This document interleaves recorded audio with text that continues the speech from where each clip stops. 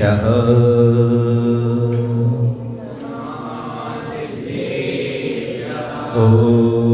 नमः सिद्धेशः।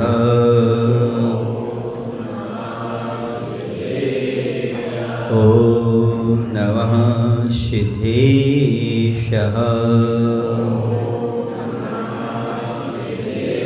कौनिनमुक्कारम् अर्हन्तारं तथैव सिद्धारम् आर्यवैश्यायणं लोयं येषौ साहुरं लोयं येषौ साहुरं। बोले अहिंसा परमो धर्म की। देवाय देव श्री नेमिनाथ भगवान की। आचार्य गुरुदेव भगवान श्री विद्यासागर जी महाराज जी की। आचार्य समय सागर जी महाराज जी की।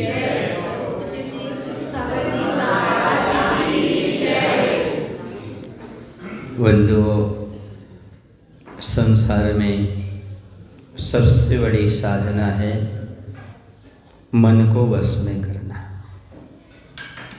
ये संसारी प्राणी सबको वश में रखना चाहता है, सबको वश में करना चाहता है, बस अपने मन को वश में नहीं करना चाहता है। और जो अपने मन को वश में कर लेता है उसी किसी को वश में करने की आवश्यकता नहीं होती, क्योंकि मन को वश में कर लेने से नर तो क्या नारायण भी वश में हो जाया करते हैं। पर ये मन पता नहीं क्या क्या मांगता है, क्या क्या करता है। एक कहानी है जो कभी ख़त्म नहीं होती। वह कहानी है हमारी मन की। इसे कुछ ना कुछ चाहिए रहता है, इसकी डिमांड बनी ही रहती है। एक चीज़ पाने के बाद दूसरी चीज़, दूसरी पाने के बाद तीसरी, लगातार हमारा मन कुछ ना कुछ मांगे रखता है। एक राजा की सभा थी। उस समय में एक कवि ने ऐसी कहानी सुनाई जो कभी ख़त्म नहीं होने वाली थी। वह कहानी ऐसी थी, जब उसने कहानी शुरू की तो उसने सबसे पहले कह दिया ये कहानी कभी ख़त्म नहीं होगी। वो कहानी में सुना रहा, आप जब कह दोगे तब हम कहानी रोक देंगे। आप रोकोगे तो ख़त्म होगी, बाकी कहानी ख़त्म होने वाली। ऐसी भी कहानी होती है क्या कि सुनने वाला कह दे भैया बस तो हो गई कहानी, बाकी कहानी चलती रहे। हाँ, ऐसी कहानी हम सबकी है। हमें लगता है कि हम कहानी कोई और दूसरी सुन रहे हैं, नहीं, अपनी कहानी ही सुन रहे हैं। ठीक है भाई, सुनाओ कहानी। उसने प्रारंभ कर दी कहानी सुनाना। बोले एक किसान था। उस किसान के पास बहुत सारे खेत थे और उन खेत का अनाज निकाल करके बोरियों में भर करके एक स्थान पर रखा गया। दोबारा उस खेत में बीज बोया गया। उस एक बोरे का मुख खोल दिया गया। एक चिड़िया आई, उसने अपना पेट भरा, उड़ गई। दूसरी चिड़िया आई, उसने अपना पेट भरा और उड़ गई। तीसरी चिड़िया आई, उसने अपना पेट भरा और उड़ गई। चौथी चिड़िया आई, पांचवी चिड़िया आई, छठी चिड़िया आई। बोलो ना, कहानी चलने दें। कब तक? जब तक पूरी चिड़िया नहीं आ जाएंगी। दूसरी फसल आ जाएगी, वो काट करके रखेंगे, चिड़िया आएगी फिर चली जाएगी, फिर चिड़िया आएगी। कब तक सुनाता रहूँ कहानी? बंद कर दोगे और चलने दो? चलो, तो अगली चिड़िया आई, पेट भरा और उड़ गई। अगली चिड़िया आई, बोलो ना बस महाराज, बस यही हमारी मन की विडंबना है। हमारे मन में एक चिड़िया आती है, दूसरी उड़ जाती है, फिर तीसरी आती है। किसकी चिड़िया? इच्छाओं की चिड़िया। एक चिड़िया उड़ती नहीं और लाइन लगी रहती, दूसरी दूसरी दूसरी दूसरी। इतनी डिजायर है हमारे जीवन में जिसकी कोई सीमा नहीं। एक के बाद एक के बाद एक के बाद इच्छाएं उत्पन्न होती रहती हैं। इस मन की सबसे बड़ी विडंबना है, कुछ भी प्राप्त कर ले तृप्त नहीं होता, कुछ भी प्राप्त कर ले तृप्त नहीं होता। इतना तक कहा है, 3 लोक की सबसे सुंदर सुंदर सामग्रियां भी इसके सामने रख दी जाएं तो इस मन की कभी तृप्ति होने वाली नहीं है, मन कभी तृप्त नहीं होगा। ये बताओ, पहले आपके पास कुछ कम था, फिर उसके बाद आपको और इच्छा हुई, आपको और प्राप्त हुआ, फिर उसके बाद आपको तृप्ति हो गई क्या? बोलो भाई। पहले साइकिल चाहिए पड़ती थी, फिर मोटरसाइकिल, फिर 4 व्हीलर, फिर उसमें भी कंपनी वाली हो, और कौन सी हो, 90 लाख की हो, 1 करोड़, वही वो चाहिए, वो मिल गई। अब और क्या चाहिए? अब ऊपर उड़ने की इच्छा हो गई। सुने ना, कभी कम नहीं होती। परिंदों से पूछा मैंने, परिंदों तुम आकाश में उड़ते हो, हर आदमी चाहता मेरे पास पर हो, पर परिंदों ने कहा मैं चाहता हूँ मेरे पास एक घर हो।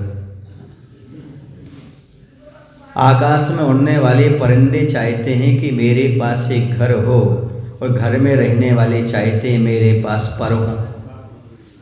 बोलो ना भाई, कौन संतुष्ट है? कोई ना कोई इच्छा एक न एक बनी रहती है, पर कुछ इच्छाएं ऐसी होती जिनकी कभी पूर्ति हो नहीं सकती। सबसे बड़ी विडंबना हमारे मन की ये है, हमारा मन शुद्ध नहीं होता और शांत नहीं होता।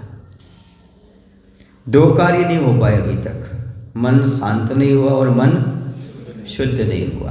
फिर भी आप लोग बोल लेते हो, हे स्वामी मन शुद्धि, वचन शुद्धि, काय शुद्धि। मैं सोचता हूँ हे भगवान, हमें तो वर्षों लग गए, 2 लोटा पानी डाला, कपड़े बदले, और क्या बोल दिया। मान लो महाराज ने सुन नहीं पाया और उन्होंने कहा शुद्धि बोलो, बोल तो दी है, मतलब दोबारा बोलने में कष्ट हो जाता है उसको। तुम्हारे बोलने से असर नहीं पड़ता, सुनने से असर पड़ता है। तो कितनी बार शुद्धि बोल लो, कोई मतलब नहीं है। जिसको शुद्धि बोली यार उसको सुनाई दी कि नहीं, इसका महत्व है। तो आपके मन में इतनी इच्छाएं होती हैं, कहते जितने आसमान में तारे हैं वो भी गिनती के हैं, पर आपकी इच्छाओं की गिनती नहीं है। जैसे सागर में रत्न हैं, समझे आप लोग कि नहीं? जैसे मधुमक्खी के छत्ते में मधुमक्खियां हैं, वैसे आपके जीवन में इच्छाएं हैं। एक के बाद प्राय उत्पन्न होती चली जाती हैं। इच्छाओं की एक तासीर होती है, उन्हें जितना पूर्ण करो उतनी ज़्यादा प्रकट होती चली जाती है। मानो पावक में घी डाला। इच्छाओं की पूर्ति करने का अर्थ है उनको और बढ़ाना। ये नियम है। जो आपकी इच्छाएं हुई हैं उनको समाप्त करने का तरीका उसकी पूर्ति करना नहीं है, उसका निरोध करना है। इसी को आचार्य ने कहा इच्छा निरोधः तपा। ये सूत्र कहाँ पर आया है? एक बार और पढ़ लेना, एक बार और पढ़ लेना, ठीक है? इच्छा निरोध तपा तत्व सूत्र में नहीं है, समझ गए? तपसा नजराचे मात्र सूत्र है। एक बार तत्व सूत्र अच्छे से पढ़ लेना, देख लेना। कोई नया आप लोगों ने रचा हो तो नहीं पता है, लेकिन ये इच्छा निरोध तपा तत्व सूत्र का नहीं है, ये टीका ग्रंथों से आया हुआ है। समझ गए आप लोग कि नहीं? तो इच्छा निरोध तपा, उसका निरोध करो तो आप इच्छाओं से बच सकते हो, वरना इच्छाओं के मकड़ जाल से कभी बच नहीं सकते। ये जाल क्यों लगा आपका? ये बाहर पक्षी अंदर ना आए, है ना, इसलिए, है ना। तो आप भी जाल लगा लो ना अपने मन में, इच्छाओं का कबूतर अंदर ना आए, आप जीत जाओगे, आप पास हो जाओगे। जाल लगाने का प्रयास करो। कबूतर अंदर क्यों ना आए? दाना खाता इसलिए, गंदगी फैलाता इसलिए। पक्का, वाह। ऐसे हमारी इच्छाएं कुछ काम नहीं करती, गंदगी फैलाती है। जैसे कबूतर अंदर ना आ जाए, आपने जाल लगाया है मंदिर अशुद्ध ना हो जाए, वैसे ही अपने मन में एक इच्छा निरोध तप का जाल लगाओ, ताकि इच्छाओं के कबूतर आपके मन में गंदगी पैदा ना करें। हम चाहते हैं तो हमारा मन शुद्ध हो, पर गंदगी तो निरंतर आती चली जा रही है। कबूतर आएगा तो गंदगी होगी। ये इस बात का दुख नहीं कि वो दाना खा जाएगा, दाना तो हम खूब खिला देंगे, पर गंदगी छोड़ के जाता है। इच्छाएं पैदा होना गलत नहीं है, पर इच्छाएं गंदगी पैदा कर देती है, इच्छाएं दुख पैदा कर देती हैं। ऐसी इच्छाओं को आने दो जो गंदगी नहीं फैलाते। आप तो आते कि नहीं आते? आपको जाल तो नहीं है ना, क्योंकि आप क्या नहीं फैलाते? बोलो ना भाई, आप भी तो जीव हो ना। इस वक्त ऐसी इच्छाएं पैदा करो भगवान की पूजन की, भक्ति की, आहार दान की, स्वाध्याय की, जो गंदगी पैदा ना करें बल्कि स्वच्छता और करके चले जाए। नए वर्ष में इच्छाएं बहुत होंगी लोगों की, ऐसा कर लो, ऐसा कर लो, ऐसा कर लो, पर याद रखना नए वर्ष में मौज मस्ती मत करना, भगवान की भक्ति करना। जो नए वर्ष में करते हैं मौज मस्ती, उनकी डूब जाती है कश्ती, और जो करते हैं भगवान की भक्ति, उनकी बहुत ऊंची हो जाती है हस्ती। समझ आ रहा? इसे नए वर्ष में भगवान की भक्ति करो, सबसे अच्छी चीज़ ये। इच्छाएं तो बहुत होती, चलो होटल में खा लें, चलो पिकनिक मना लें, पर ये इच्छाएं आपकी गंदगी पैदा करने वाली हैं। यदि आपको लगता है कि नया वर्ष मनाना है, तो अरे आपके नगर में आसपास कहीं साधु हैं, उनके चरणों में जाकर के मना लो। खुद का टिफिन लेके पहुंच जाओ, नया वर्ष अच्छे से मनाओ। नए वर्ष में कभी भी होटल का खाने का भाव मत बनाओ। पहला दिन होटल में खाओगे तो साल भर होटल में खाना पड़ेगा, पत्नी बीमार पड़ जाएगी या लड़ाई झगड़े हो जाएंगे, क्योंकि तुमने पहला दिन ही बिगाड़ दिया। इसलिए पहला दिन बिगाड़ना नहीं। सुन रहे आप लोग कि नहीं? पहला दिन कहाँ खाना है? बोलो ना, पत्नी के हाथ से या मम्मी के हाथ से खाओ। पत्नी नहीं है तो मम्मी के हाथ से, दोनों नहीं है तो खुद खुद बना के खाओ, सबसे अच्छा। लेकिन होटल पर मत जाओ, पहले दिन तो कम से कम इतना काम करो। साल भर चले जाना, कोई दिक्कत नहीं, पर पहले दिन नहीं जाना। मेरा साल भर कैसे जाएंगे? जो पहले दिन नहीं जाएगा वो साल भर भी नहीं जाएगा, मुझे विश्वास है। बचने का प्रयास मुझे जरूर करेगा। कुछ दिन ऐसे होते हैं जो हमारे लिए मौज मस्ती के लिए भी होते हैं और भगवान की भक्ति के लिए भी होते हैं। होटल में खाने के लिए भी होते हैं, और होटल, एक जगह लिखा था हिंदू होटल, हिंदू होटल। तुम हिंदू हो तो टल, यहाँ बिल्कुल अंदर मत आना, इसका नाम है हिंदू होटल। समझ आ गया ना? शाकाहारी हो टल, यदि तुम शाकाहारी हो तो टलो, यहाँ खड़े मत रहो, यहाँ रहो ही नहीं। समझ गए आप लोग कि नहीं? और एक जगह तो लिखा था ऊपर जाने का रास्ता होटल।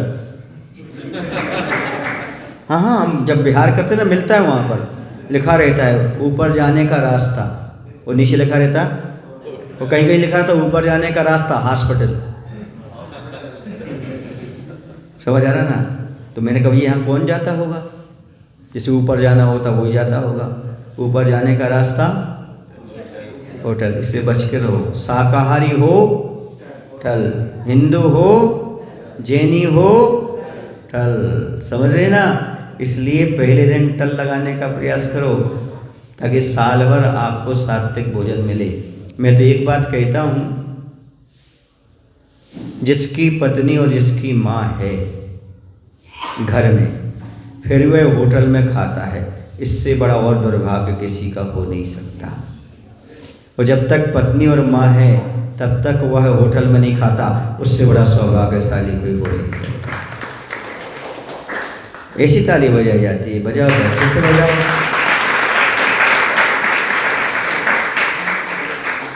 और जो पत्नी बना के ना खिला सके तो पत्नी किस काम की? बोलो भाई, जो बनाकर ना खिला सके वो पत्नी किस काम की? बोलो ना। नहीं, काम वाली बुला लो, गलत है। याद रखना, भोजन कराने वाले से प्रेम बढ़ता है। मेरी नौकरानी ने भोजन कराया तो फिर आगे दिक्कत हो गई तो, हाँ, भोपाल की एक घटना है, भोपाल की घटना है, ऐसा ही हुआ था।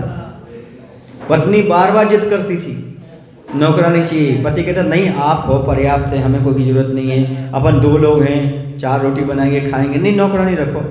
और नौकरानी किस्मत से सुंदर मिल गई, अब माथा पटकती है वो। हमने ऐसा क्यों किया? बोले मेरी गलती हो गई, वो तो मना कर रहे थे।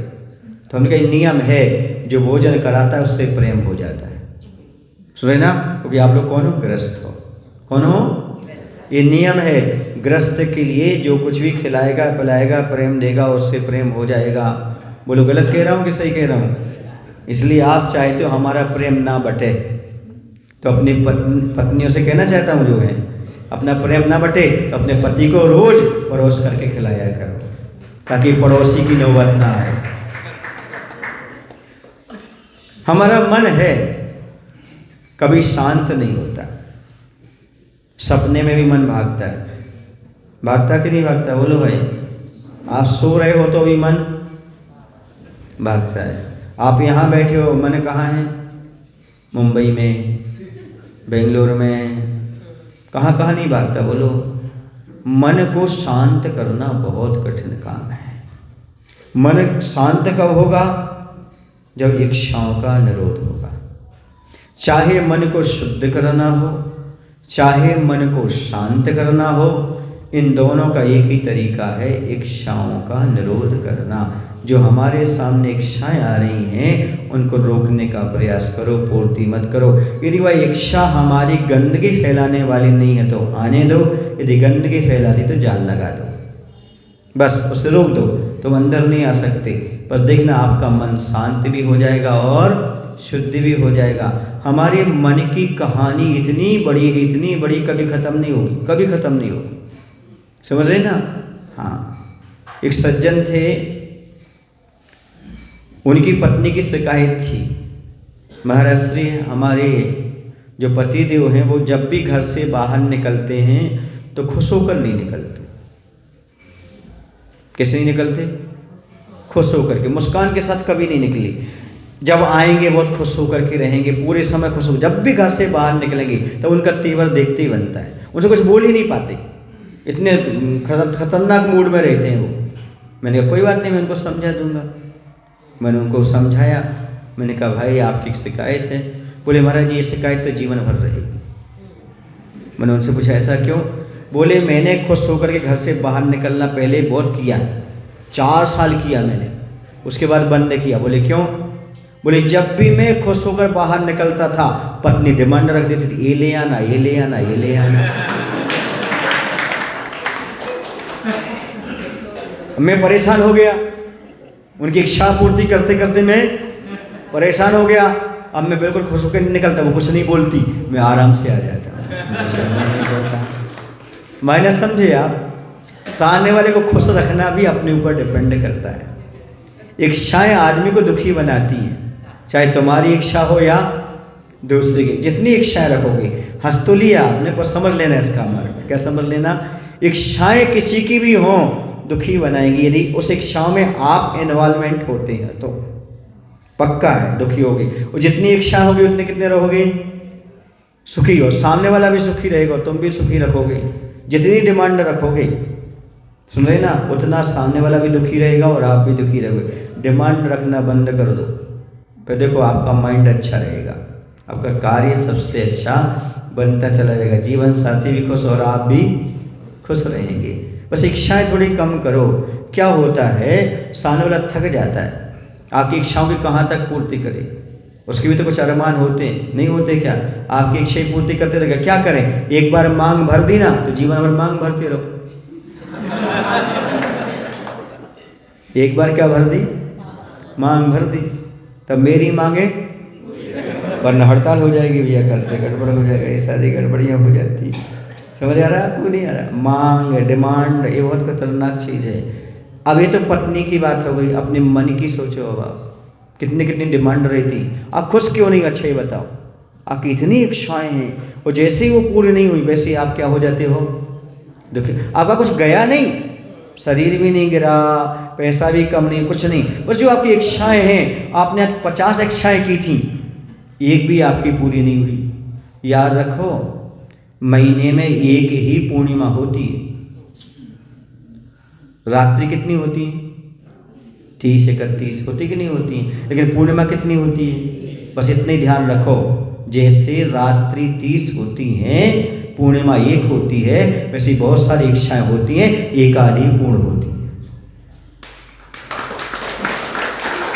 ऐसा सोच लो, ऐसा सोच बनाओगे तो आपका मन शांत रहेगा। हर इच्छा हमारी पूर्ण नहीं हो सकती। यदि इच्छा पूर्ण होती तो फिर मोक्ष हमारे कोई चीज़ नहीं, आत्मकल्याण कोई चीज़ नहीं। कभी इच्छा रखो मोक्ष मिल रहा, बस हो गया मोक्ष। कभी इच्छाएं पूर्ण नहीं होती, मात्र सोचने से, विचार करने से नहीं। जब संसार की इच्छाएं पूर्ण नहीं होती तो मोक्ष की इच्छा कैसे एकदम पूर्ण हो सकती है? बोलो भाई। इसलिए मन को शांत बनाना चाहते हो। क्या बनाना चाहते हो? शांत बनाना चाहते हो, शुद्ध बनाना चाहते हो, तो इच्छाओं को जितना हो उतना कंट्रोल में रखने का प्रयास करो। अभी आप यहाँ बैठे, इच्छा कुछ और हो रही होगी, पर अभी उठ नहीं पा रहे आप। क्यों? प्रवचन चल रहा ना, इसलिए कहाँ हट करके जाएंगे। बस ऐसे ही समझ लो, अभी कोई ना कुछ चीज़ है। जैसे मजबूरी में बहुत काम करते हो, वैसे ही मैं कहता हूँ इच्छा का निरोध, आत्मकल्याण में कुछ करने का प्रयास करो। हमें आत्मकल्याण करना है, इन इच्छाओं से हमारा भला होने वाला नहीं है। दुनिया की सबसे अच्छी चीज़, ब्रांडेड चीज़ कहाँ आ जाए? हमारे घर में। जो नई कंपनी लॉन्च हुई है वो हमें मिल जाए, दुनिया की सब चीज़ हमारे लिए मिल जाए। सुन रहे आप लोग कि नहीं? और खाने पीने में दुनिया की जो भी स्वादिष्ट चीज़ें वो सब हमें खाने के लिए मिल जाए। एक बाहर एक डिब्बा रखा रहता है बहुत बड़ा, उसमें लिखा रहता है कृपया मेरा उपयोग करें। देखा आपने? रखा रहता है डस्टबिन बहुत बड़ा, उसमें क्या लिखा रहता है? कृपया मेरा। ऐसे ही आपने अपने पेट को बना रखा है, कृपया मेरा। कोई भी बाजार की चीज़ है, फास्ट फूड जो कुछ डालो, उपयोग करो, गीला सूखा सब एक ही में। वहाँ तो अलग अलग रहते हैं, गीला कचड़ा अलग और सूखा अलग। यहाँ पर तो सब बाजार का जो है डालते जाओ, आते जाओ, आते जाओ, खाते जाओ, खाते जाओ। होता कि नहीं होता है? पर ये बताओ, बाद में से कौन ले जाता है डस्टबिन को? नगर निगम वाले, नगर पालिका वाले। आपको कौन ले जाएंगे? नरक पालिका वाले। कौन सी पालिका? नरक पालिका देखी आपने? सुना तो होगा। नगर पालिका तो देखी होगी, नगर निगम देखा होगा, लेकिन नरक पालिका के बारे में भी सोचो। कूड़ादान बनाओगे तो कौन ले जाएगा? नरक पालिका। इतना ख्याल रखो, अपने मन में कुछ तो इच्छाओं को कंट्रोल करके रखो। कुछ ना कुछ तो सोचो हमें क्या करना और क्या नहीं करना। खुश रहने का सबसे अच्छा तरीका है इच्छाओं को निर्मल बनाओ। इच्छाओं का कंट्रोल नहीं कर सकते, निर्मल बनाओ। जैसे आपकी 2 इच्छाएं हुई, अब मैं सोता रहूं या महाराज जी के पास पहुंच जाऊं, मंदिर पहुंच जाऊं। 2 इच्छाएं हैं, ये दोनों इच्छाएं हैं, निर्मल बना लो। सोऊंगा नहीं, महाराज के पास जाऊंगा, मंदिर जाऊंगा। इच्छा तो आपकी हुई, पर आपने जो निर्मल वाली थी वो इच्छा पूर्ण कर ली। गृहस्थ जीवन में इच्छाओं का निरोध नहीं कर सकते, पर इच्छाओं की निर्मलता तो प्राप्त कर सकते हो। समझ गए? आपको भोजन करने की इच्छा हुई, समझ गए? एक इच्छा हो रही, होटल जाऊं या घर में बनवाऊं। 2 बातें। तो क्या करना है?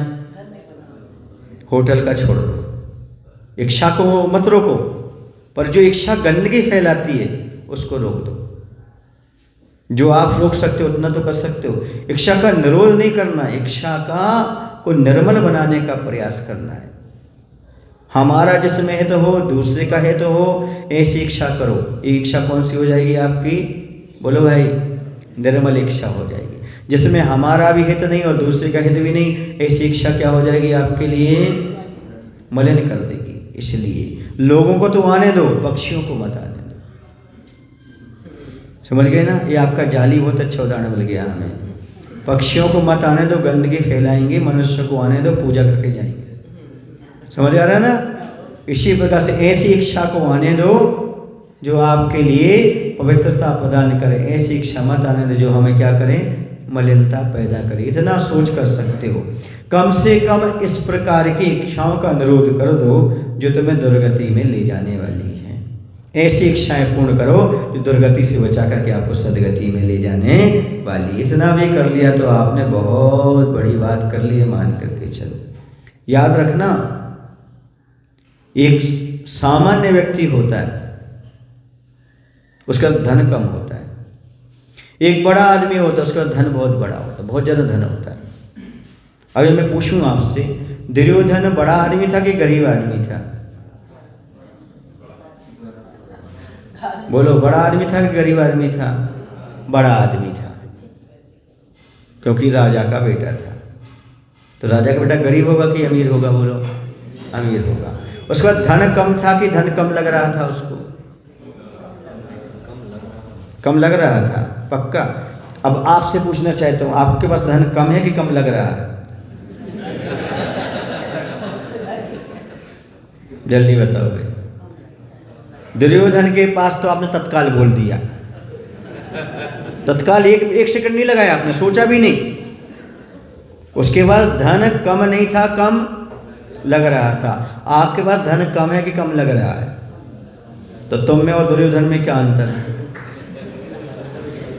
एक अंतर है, वो महाभारत में था, तुम नए भारत में, और कोई अंतर नहीं है। आप समझो तो क्या होता है, हम दूसरे की ओर ध्यान दे करके भी अपनी ओर ध्यान नहीं दे पाते। मैं तो उस व्यक्ति को अच्छा मानता हूं जो दूसरों के दोष देखता है। मैं उस आदमी को अच्छा मानता हूं जो दूसरों के दोष देखता है, इसलिए कि ये दोष मैं ना करूं।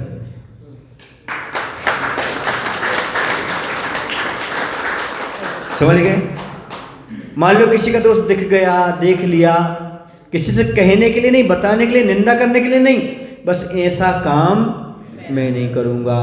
एक समझदार व्यक्ति से पूछा तो इतने बड़े विद्वान कैसे हो गए? बोले मूर्खों से सीख कर। बोले कैसे? जो काम मूर्ख करते हैं वो हम नहीं करते, समझदार हो गए। समझ आ गए आपको? बोलो ना भाई, बस इतना ही हमें मंदिर में कर लेना है, यही हमें घर में कर लेना है, आपका जीवन सुंदर बन जाएगा। जो मूर्ख लोग काम करते वैसा काम हमें नहीं करना। मूर्ख लोग सीधे भगवान के सामने खड़े हो जाते हैं, जाप करने लगते, पीछे वाला दर्शन कर पा रहा, नहीं कर पा रहा। समझ गए ना? तो समझने किसका काम है? मूर्खों। ऐसा काम हमें नहीं करना। हमें ऐसे बैठना है, ऐसे खड़े होना है कि पीछे वाले को भगवान के दर्शन हो सके। ये समझदारी का परिचय है। बैठने को मना नहीं है, इतना कंट्रोल करना है अपने लिए। भगवान का दर्शन करते समय इतना अवश्य रखें ध्यान, पीछे वाले को भी दिख जाए भगवान, दूसरे को तकलीफ ना हो। मैं भगवान की पूजन करूं, दूसरे को डिस्टर्ब ना हो। मैं बैठूं, दूसरे को डिस्टर्ब ना हो। मैं खड़ा हूं, दूसरे को डिस्टर्ब ना हो। इतनी इच्छाओं का क्या आप कंट्रोल नहीं कर सकते क्या? बोलो भाई। यदि सामने वाला पूजन कर रहा है तो मैं शांत बैठ जाऊं? मैं तो जब भी किसी मंदिर में जाता हूं एक बात पूछ लेता हूं, मैं प्रवचन कर रहा हूं, आपकी पूजन में डिस्टर्ब तो नहीं होगा?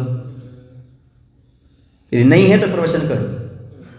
यदि आप थोड़ा ये कर सकते हैं, हम आधा घंटा बाद पूजन कर लेंगे, क्योंकि हम आपको विघ्न नहीं बनना चाहते, क्योंकि आप भी पुण्य कमा रहे हैं, आप भी धर्म ध्यान कर रहे हैं। अभी हमने पूछा था ना, आपने कहा नहीं महाराज जी हम प्रवचन सुनना चाहते हैं, तो मैंने प्रारंभ कर दिया। यदि आप कहते पूजन करना चाहता हूँ तो मैं भी चला जाता हूँ, डिस्टर्ब नहीं। क्योंकि आप भी धर्म ध्यान करना चाहते, मैं भी धर्म ध्यान करना चाहता हूँ, और धर्म ध्यान में बाधा नहीं बनना ये सबसे बड़ी तपस्या मानी जाती है। ऐसा नहीं मेरा जो रूटीन है, मेरा तो नियम है, मैं ऐसा करूँगा, अब सामने वाला डिस्टर्ब हो तो हो जाए, मुझे कोई मतलब नहीं है। ये जो इच्छाएं हैं ना, ये ठीक नहीं है। नहीं मैं तो अभिषेक करूँगा, 11 बजे आऊँ तो 12 बजे आऊँ तो, भैया गंधोदक लेना भी अभिषेक कहलाता है। भगवान का गंधोदक ले लिया ना आपने, उतने में संतुष्टि रखो। समझ गए ना आपके? नहीं, भगवान के चरण छू लो, इतने भी संतुष्टि रख सकते हो। पर क्या नहीं, मेरा तो नियम है, फिर मैं कैसे करूं? मेरा तो नियम है, जब तक मैं 4 पूजन ना कर लूं, भले वो 5 मिनट में करता हूं, तब तक मुझे भोजन ही नहीं रुचता महाराज, मैं क्या करूं? पर भाव कितने लगे तो सोचो, विचार तो लो थोड़ा सा। एक बर्तन का दूसरे बर्तन में परिवर्तन का नाम पूजन है क्या? खुद को ही नहीं पता बोला क्या तुमने। तो एक बर्तन का दूसरे बर्तन में द्रव्य का परिवर्तन सो पूजन नहीं है, बल्कि मन का परिवर्तन सो पूजन है। मन थोड़ा सा बदलना चाहिए, तब वह पूजन आपको सार्थक होगी। अब मन को शुद्ध तो बनाना है, और पहले अशुद्ध बना लिया। अब मान लो आप 16 पहन करके आए, किसी ने आपको स्पर्श कर लिया, किसने? जो 16 नहीं पहने था। दिखता नहीं क्या तुम्हारे लिए? मैं 16 पहन करके आया हूं, तुमने छू लिया मेरे लिए। अच्छा ये बताओ, जब उसने छुआ था तब कपड़ा गंदा हुआ था, अब तुमने क्रोध किया तो मन गंदा हो गया। कपड़े तो चेंज करके आ जाओ, मन कहाँ से करोगे? गलती उसने की कि तुमने की?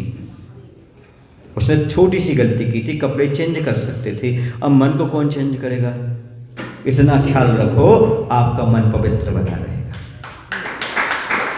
अब चलो उसने स्पर्श कर ही लिया है, कर लेने दो। अब कपड़े तो चेंज करने, गुस्सा होने से कोई मतलब तो, तेज बोलने से कोई मतलब तो, अपना भी मन खराब करो। उसने तो कपड़े खराब किए, तो उसका मन ही खराब कर दिया।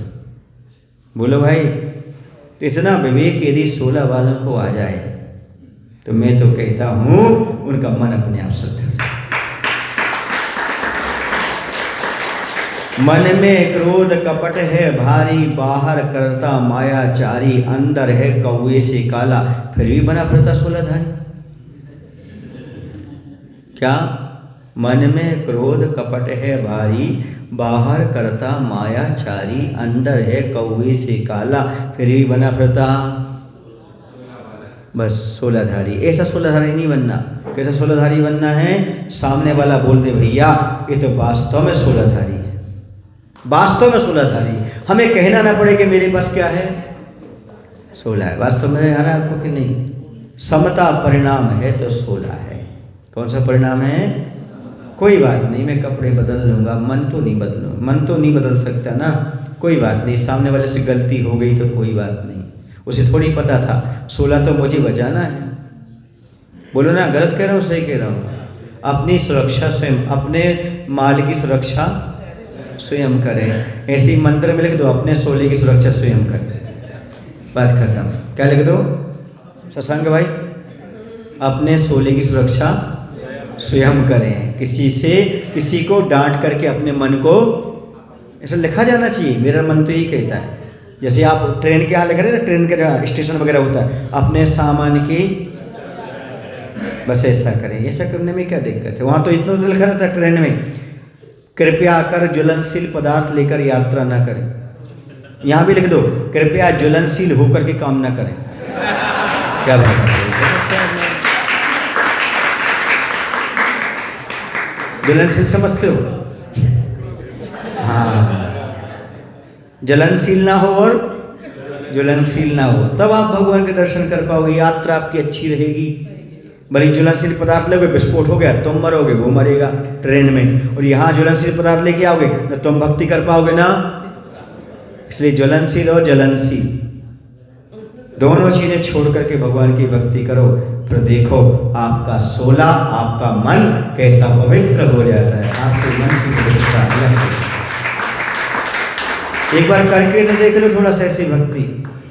एक अभिमान है, एक ईर्ष्या है, एक भगवान है, दूसरा ईश्वर है। जिसके हृदय में ईर्ष्या है सो ईश्वर नहीं, अभिमान है सो, अरे वाह, आप तो हमारे पहले बोल गए। ईर्ष्या वो पर्दा है जो ईश्वर के दर्शन नहीं होने देता। अभिमान वो पर्दा है जो भगवान के दर्शन नहीं होने देता। और ईर्ष्या और अभिमान को छोड़ दो। ईश्वर और भगवान के दर्शन से कोई नहीं रोक सकता। हम ईर्ष्या भर करके बैठे हैं, उतनी द्रव्य है थाली में जितनी ईर्ष्या है अपने मन में। उतना अच्छी टिपटाप आपकी व्यवस्था, उतनी अभिमान है अंदर, पर कैसे करोगे? अच्छी सब चीजें हों पर अंदर अभिमान और ईर्ष्या ना हो। बाहर 2 बादाम भी हो तो चल जाएगा, छोटी सी चावल की द्रव हो तो चल जाएगा, पूजन आपके स्वीकार है, पर क्या नहीं होना चाहिए?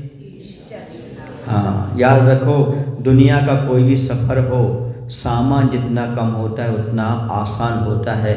ऐसे ही मोक्ष मार्ग में, धर्म के मार्ग में अभिमान जितना कम हो, सफ़र उतना आसान होता है। वहाँ सामान लेकर के कम चलो, यहाँ अभिमान लेकर के कम चलो, तभी आप अपने मन को शुद्ध कर पाओगे। वरना इतनी बड़ी कहानी है हमारे मन की, कभी ख़त्म नहीं होगी। एक सम्मान हुआ नहीं, दूसरे की इच्छा, तीसरा हुआ नहीं, चौथे की इच्छा। बोलो गलत कह रहे क्या? मैंने ऐसा किया, किसी ने पूछा नहीं। मैंने ऐसा किया, किसी ने पूछा नहीं। मैंने ऐसा किया, किसी ने पूछा नहीं। आपकी पूछे के मूछे, आपकी मूछे के पूछे। मूछ किसकी होती है? इंसानों की। और पूछ किसकी होती है? अब तुम्हें पूछ चाहिए क्या? बस मन इसी में शुद्ध हो गया, मन शुद्ध हो गया। तुम इंसान से तुमने पूछ मांग ली तो क्या हुआ? तुम लंगूर हो गए। गलत कह रहा हूँ? शक्ल तो पूरी लंगूर की है, पर एक दुम की कमी है। ये क्यों? यहाँ आकर भी इन चीज़ों की क्यों इतनी सारा महत्वाकांक्षा क्यों? जरा आपने विचार किया क्या मन हमारा अशुद्ध क्यों होता है? अच्छा ये बताओ, माला पहनने से कौन सा वेट बढ़ता है? माला पहनने से कौन सा मूल गुण बढ़ता है? कौन सा गुण स्थान चेंज होता है? जरा बताओ, फायदा बता दो थोड़ा सा। उसका नाम ही है हार।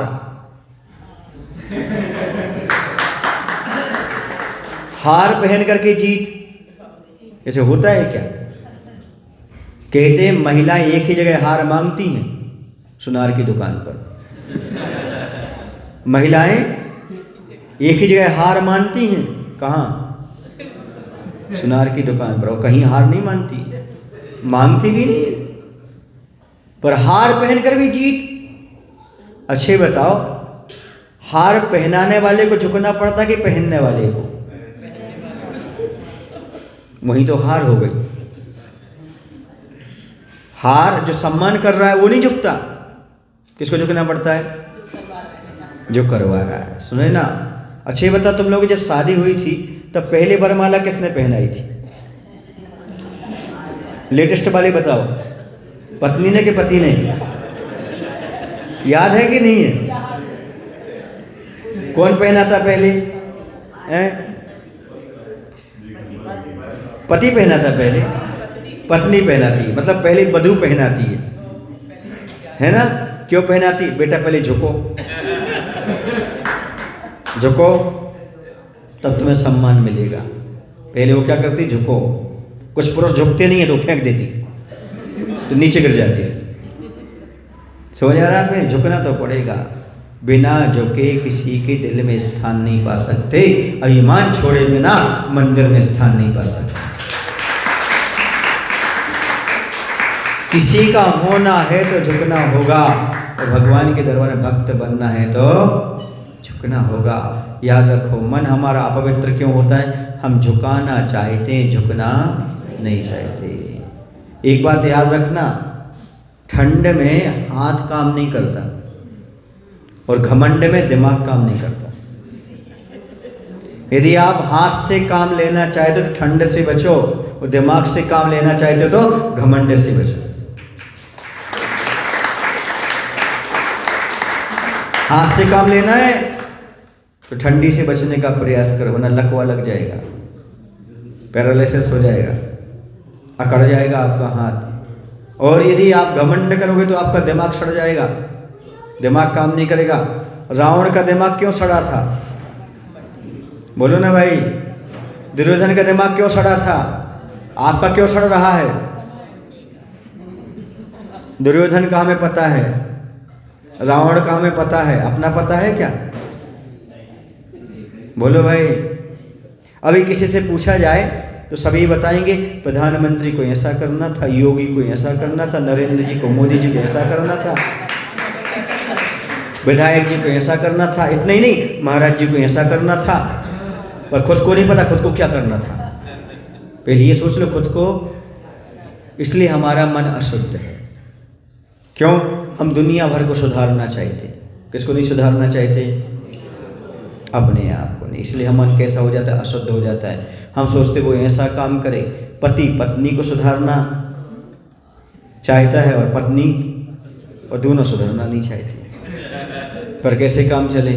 वो ऐसा करे तो हम ऐसा करें, हम ऐसा करें तो वो ऐसा करे।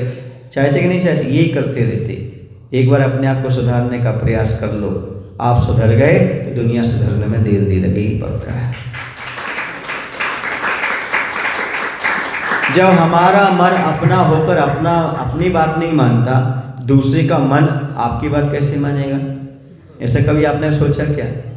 सोचा करो, विचार करो कि हमें मन को शुद्ध करना है तो मनमानी नहीं करना। अब ना करेंगे मनमानी, हृदय धरेंगे जिनवाणी, मोक्ष महल की राजधानी, हृदय धरेंगे जिनवाणी। बोलो, अब ना करेंगे मनमानी। मन धन मानी। जब मन मानी हो जाता है तब क्या करने लगता है? मनमानी करने लगता है। और जब जिनवाणी सुनता है तो यही मन पिघल कर पानी पानी हो जाता है। सबसे अच्छा तरीका है जिनवाणी पढ़ो, मनमानी मत करो। जब जिनवाणी पढ़ोगे, मनमानी नहीं करोगे तो आपके मन से ये सारे विकार दूर होते चले जाएंगे। आपका मन स्वस्थ होगा, शुद्ध होगा, शांत होगा। फिर जो उसमें आनंद आएगा वो कहीं भी नहीं आ सकता। समझ गए? शुद्ध मन का आनंद अलग होता है, शांत मन का आनंद अलग होता है। जिसका मन पवित्र होता है, हर किसी के दिल में उसका चित्र होता है, वह दुनिया में कहीं भी चला जाए हर कोई उसका मित्र होता है। मन की पवित्रता, पूजन की सार्थकता। मन पवित्र हो गया तो आपकी पूजा क्या हो गई? सार्थक हो गई। आकुल व्याकुल हो गए और अब पूजन नहीं हो पाई, फिर क्या मतलब होता है? एक अर्घ्य भी चढ़ा दो तो पूजन है, पर आपका मन कैसा होना चाहिए उस समय? शुद्ध और शांत होना चाहिए। आकुलता के साथ, परेशानी के साथ कार्य करना अच्छा नहीं होता। एक बात और आपको बता दूं, आपकी इतनी सारी इच्छाएं होती हैं, यहाँ पर भगवान का अभिषेक होता संध्यारा, आप वहाँ पर बातें करते हैं, आप वहाँ पर चंदन घिसते हैं, आप बहुत सारे काम करते हैं। मैं आपको बता दूं, शांति धारा का फल अच्छे से मिलता है, पर आपको आज तक क्यों नहीं मिला? क्योंकि शांति नहीं रखी तुमने। शांति धारा, देखो एक आपको रूल्स बता रहा हूँ। आप कभी स्कूल गए? कितने लोग स्कूल गए जरा बताओ। सब गए होंगे बचपन में तो। हाँ, अभी एक बात अलग है, आपको घर में पढ़ाई हो रही होगी, पर वहाँ स्कूल में तो हुई थी ना पढ़ाई ना होती। तो उस समय क्या होता था, जब अपन स्कूल में आते थे और प्रेयर शुरू हो गई, जन गण मन, अपन गेट के बाद वहीं खड़े हो जाते थे। और लाइन में जाके लगते थे क्या? नहीं लगते थे। कहाँ? जहाँ राष्ट्रगान शुरू हो गया वहीं खड़े हो गया। वैसे होते थे कि नहीं होते थे? ये किसका सम्मान था? राष्ट्रगान का। वैसे शांति धारा प्रारंभ हो जाए, जहाँ आप खड़े हो वहीं खड़े रहो। इस पर ताली नहीं हो जाएगी आपने।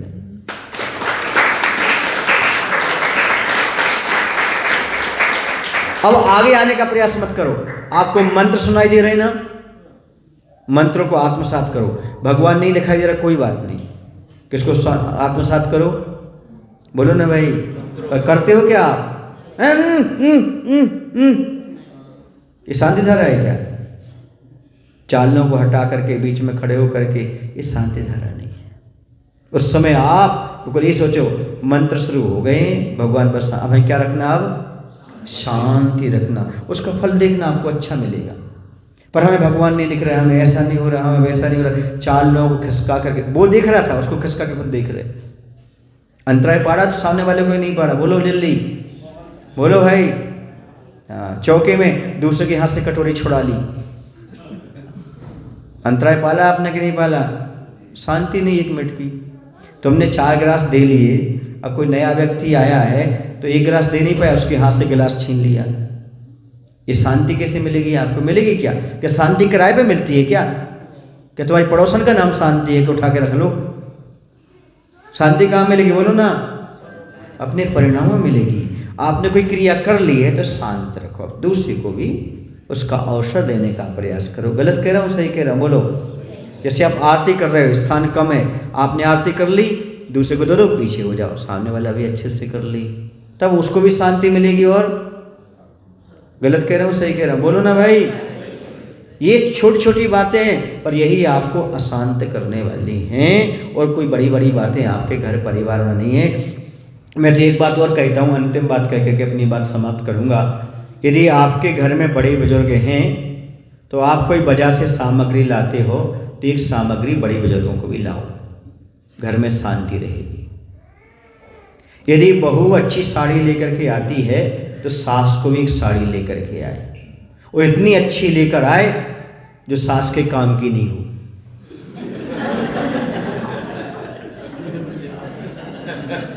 सुन रहे ना? सासू माँ कहेगी बेटी हम थोड़ी पहनेंगे, तुम ही पहन लो, अब तुम्ही को दे देगी। आम के आम, सास को तो जाना पहनने की जरूरत नहीं है, 2-4 जोड़ी में काम चल जाएगा, है ना? आज की सास की नहीं पता, 50 को तो नहीं पता 50 जोड़ी। तो क्या करो, एक चीज़ उनको लेकर के जरूर आओ। घर में शांति रखना चाहते हो, प्रेम बनाए रखना चाहते हो तो बड़े बुजुर्गों को नज़रअंदाज मत करो। क्या मत करो? नज़रअंदाज मत करो। लेकर के आओ, तुम अच्छी बढ़िया लेके आओ, जितने तुम ले आए उससे ज़्यादा महंगे लेके आओ, पर देखो किसके काम आती है वो। तुम्हारी काम आएगी वो, मुझे पक्का है, उनके काम आने वाली नहीं है, पर लाओ ये मैं तुम्हारे लिए। क्योंकि देखो माता पिता के कोई सपने नहीं होते, माता पिता के सपने में तुम ही होते हो। माता पिता के कोई सपने नहीं होते, माता पिता के सपने में तुम ही होते हो। तो तुम लेके आओगे तो किन को देंगे? तुम्हारे लिए दे देंगे। समझ आ रहा है ना? लेकिन समझदार इस चीज़ में है कि यदि घर परिवार में शांति बनाना है तो क्या करो, जो चीज़ तुम अपने लिए लाते हो तो दूसरों को भी लाने का प्रयास करो। वो बड़े बुजुर्ग हैं, उनका सम्मान करो, उतने में खुश हैं। ना तुम्हारी माँ एलोपैथी चाहती है, न नेचुरोपैथी चाहती है, न होम्योपैथी चाहती है, तुम्हारी माँ तो मात्र थोड़ी सी सिंपैथी चाहती है। इतना करना प्रारंभ कर लो। मंदिर आना सार्थक, घर में रहना सार्थक। अपने माता पिता को थोड़ा पूछ लो, कैसे हो आप, भोजन हो गया आपका? आप ऑफिस से आए और सीधे पत्नी के कमरे में चले गए। माँ से भी तो पूछ लेते, माँ कैसी हो, भोजन पानी अच्छा हो गया? इसमें क्या बिगड़ जाता है आपका? नहीं हुआ हो तो भी वो खुश रहती, क्योंकि हमारे बेटे ने आकर के क्या कर लिया, पूछ लिया। हमारा बेटा को उसमें पूछता तो है। बोलो गलत कह रहे सही बोलो?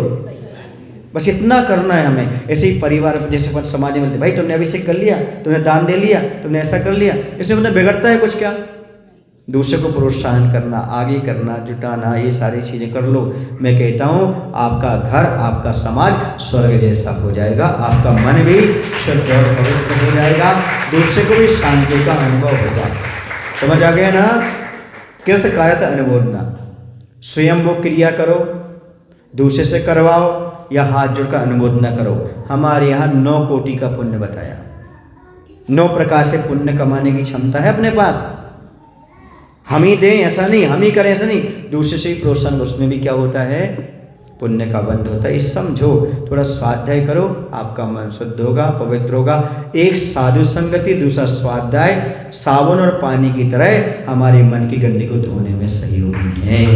इसलिए मन को शांत, पवित्र, शुद्ध बनाना है। साधु की संगति करो, थोड़ा स्वाध्याय करो। बोलो महावीर भगवान की। आचार्य गुरुदेव श्री विद्यासागर जी महाराज की। हे प्रभु, हम सभी को इतनी शक्ति, इतनी बुद्धि दैनिक कृपा करो, ताकि हम सभी लोग अपने मन को शांत रख सकें, इच्छाओं की गंदगी से ऊपर उठ सकें। नमोस्तु जावाणी।